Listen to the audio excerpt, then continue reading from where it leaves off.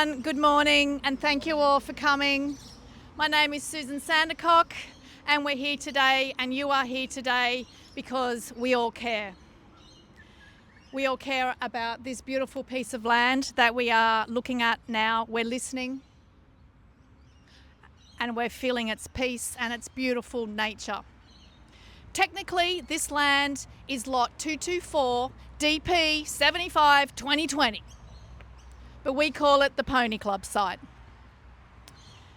And we're here today because of some legal letters that we are in receipt of, and also a letter that the residents across in Gilbert Road received just last week.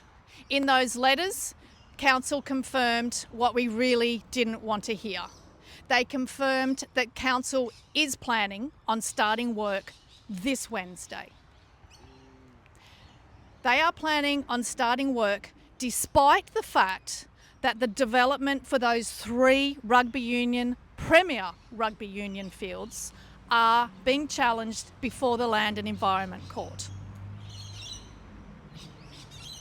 And I need to explain just a little bit of important background about why this is really important. It's not just about we don't want it. It's not just about we don't like it. That is completely irrelevant. What this is about is the Crown Land Management Act of 2016. And under that act, this land being Crown land must be managed under a plan of management, an approved plan of management. And many of us here today wrote submissions on that draft plan of management last year. It has been sent back to the Minister for approval, but it is yet to be approved. It is not yet approved. And in July of last year, the department actually wrote to Council and said the following: there could be no change to the use and nature of this land until a plan of management was in place.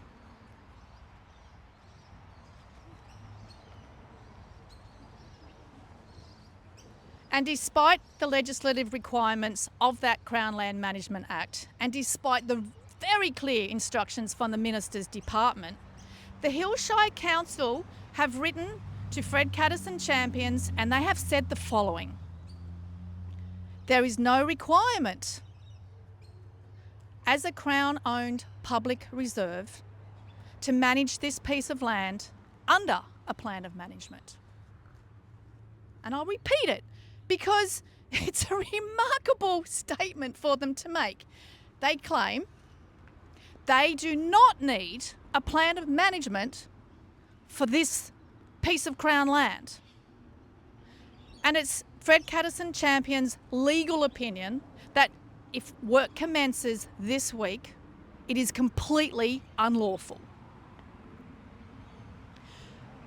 Just a few months ago, Minister Kamper wrote to a member of the community that they are pausing the approval and assessment of that plan of management until ICAC has finished asking its questions. The Minister is waiting. ICAC is asking questions.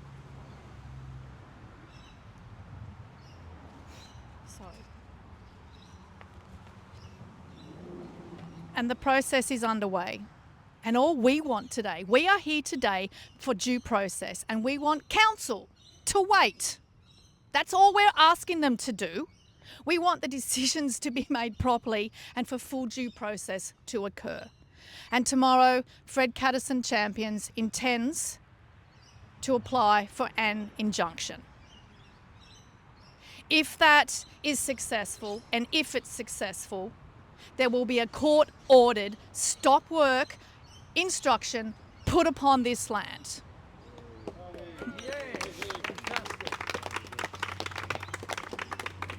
That injunction process comes at a cost. Like, I'm talking a dollar cost. We've been quoted $15,000 to $20,000 just for the injunction. That's on top of the $60,000 we've already accrued and spent. And meanwhile, our beautiful council, the Hills Shire Council, they continue to delay, to deny and defend. They contest absolutely everything that comes before them. So their costs continue to rise, our costs continue to rise, and ultimately, as the ratepayer, we're paying the whole lot. But the reality is this. Once these trees are gone, the ones with the big blue cross of death that was marked just this week, they're gone forever. The trees, you can hear it now, they're critical habitat. We know there's endangered powerful owls in there, but there's so much more than that. And once they're gone, they're gone. They matter to the birds, the wildlife, and they matter to us. They also matter to the issues that are currently before the courts. And if these trees are destroyed before the court decides, that damage, it cannot be undone.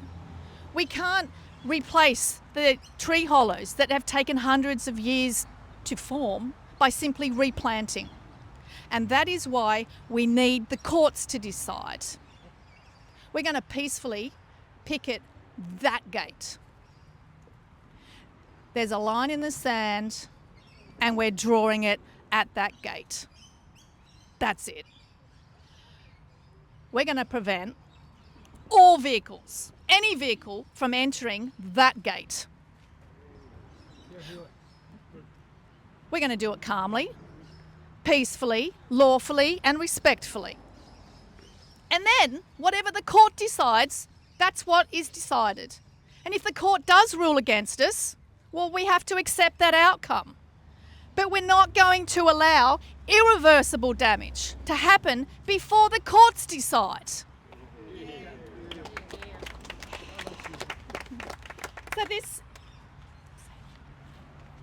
this week is the week. It's come down to this week. And it's critical, and that is why we need you, and that is why we have held this event. We want to bring you up to date, but we also need your help, the community, to come together. Firstly, we ask for donations. There's some flyers going around, and you are most welcome to take one of these with you when you leave. There's an information about another upcoming information event that's to be held at the Spicy Bean Cafe. There's a QR code on that. It takes you directly to our GoFundMe page. If you have $10 to donate, that'll help. If you have more, well, great. But every single community donation will help. Secondly, we need time. We need volunteers to protect the gate, to protect the vehicles and stop that irreversible damage from coming. It needs to be this week, so we're asking for a couple of hours of time to help man the gate. I think some of you have already put your names and numbers down. Marion and Andrew are around here somewhere and you can give them your details. If you can't give a couple of hours, perhaps you can go on our Please Come Now list, which means drop everything and come down here now, the trucks have arrived. So there's a lot of ways that you can help.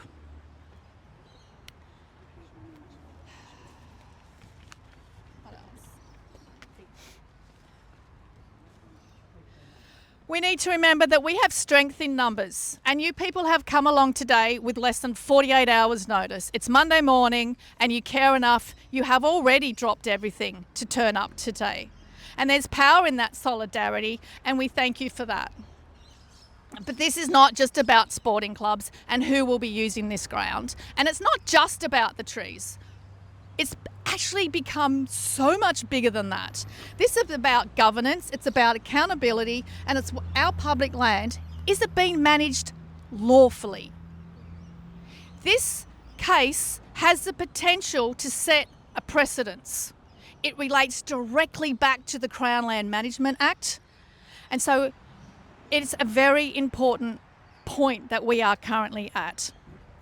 We want ICAC to do its job. We want the Minister to have time to make a decision. And we want the court to decide. And in the meantime, No trucks. I'll say it again. No trucks will pass that line. We will picket. We will stay. We will stay here until the courts decide.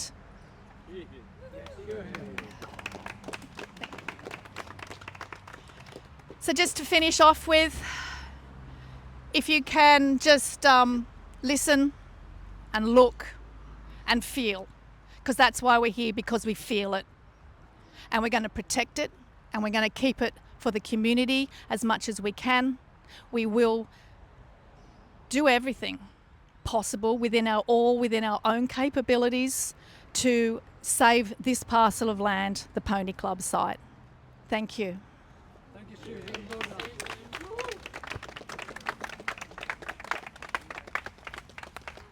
So this is about Fred Caterson. There's a field here which is going to be bulldozed, and there's a development going to happen. Council has been apparently unlawfully doing this. They have been stopped at various times from local community groups who feel that their participation has not been, or their consent has not been taken, or they've not been involved prior to this development. Apparently there's been ministerial intervention, and there's been letters of support, but the council's not been listening to this. There are lots of groups, local community groups that have come together and are very, very strongly supporting Save Fred Caterson Reserve. This is Rajiv Chaudhri reporting to you from Fred Caterson Reserve in Castle Hill, New South Wales, for the Hills Sydney Digital Magazine.